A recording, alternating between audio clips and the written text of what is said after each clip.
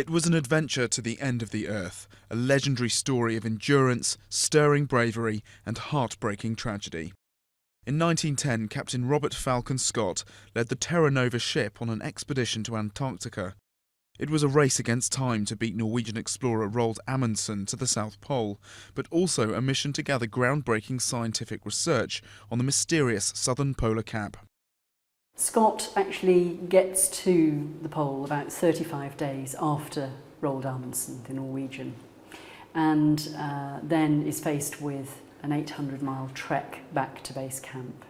And I think you can imagine the feeling of the 5 men when they realise that they've actually been beaten to the pole.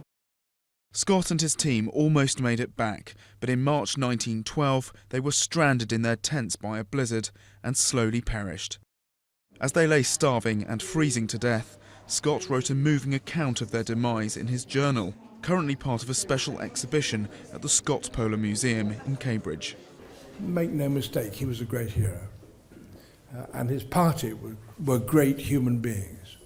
Of course, what they discovered, compared with what we know now, this was just the first few little characters in a great book of knowledge that we've acquired about the Antarctic.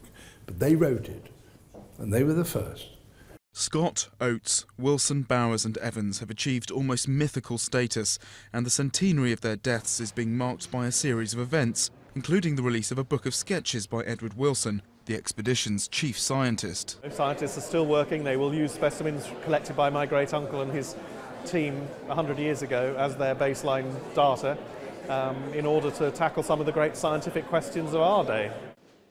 As Norway celebrates the centenary of Amundsen's victory to reach the pole, Britain is remembering its polar heroes for their significant contribution to science and to the country's sense of national pride.